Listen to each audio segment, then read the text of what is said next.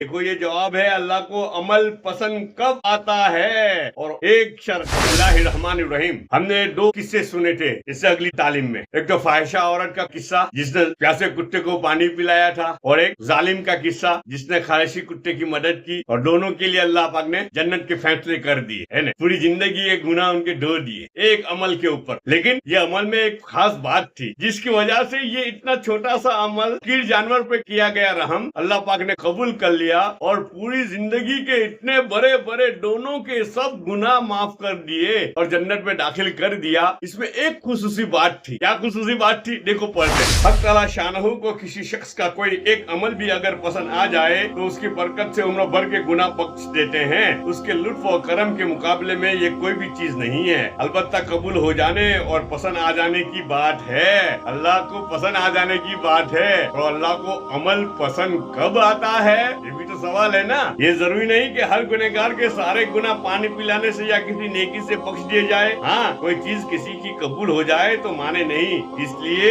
دیکھو یہ جواب ہے اللہ کو عمل پسند کب آتا ہے، اور ایک شرط ہے۔ کیا شرط ہے؟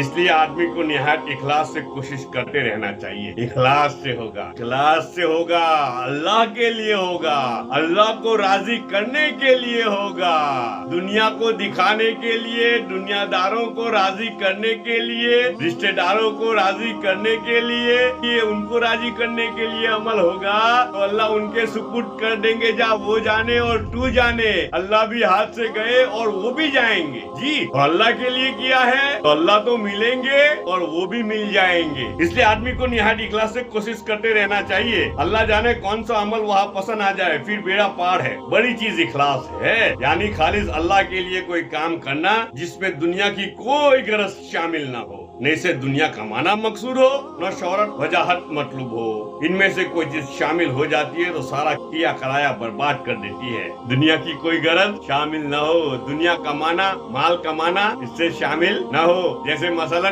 4 مہینہ جا رہا ہے، چلے میں جا رہا ہے، بہت اچھے عمل کر رہا ہے، اچھے کام کر رہا ہے امیر صاحب کو راضی کرنے کے لیے۔ کس کو راضی کرنے کے لیے؟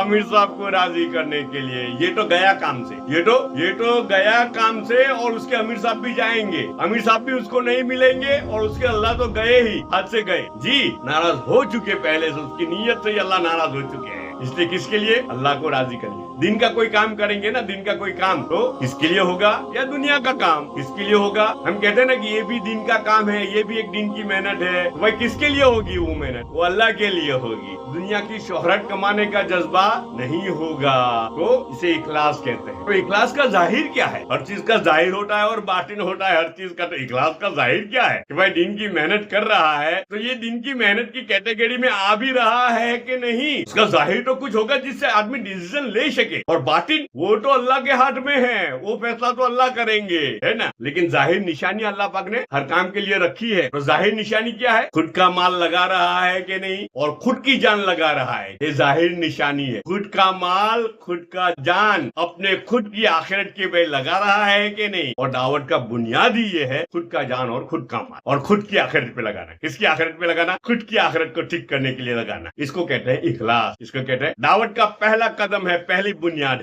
ہے نا۔ جس کام کی پہلی بنیاد یہ ہو وہ کام کیوں وزنی نہ ہو، اللہ کے نزدیک بھی اس کی قیمت ہے۔ اگر دنیا کمانا، شہرت وغیرہ اس میں آ جاتا ہے، اس میں سے کوئی چیز شامل ہو جاتی ہے تو وہ سارا کیا کرایا برباد کر دیتی ہے، اور محض اللہ کے لیے کوئی کام ہو تو معمولی سے معمولی کام بھی پہاڑوں سے وزن میں بڑھ جاتے ہیں۔ اللہ پاک ہم سب کو کہنے سننے سے زیادہ عمل کی توفیق عطا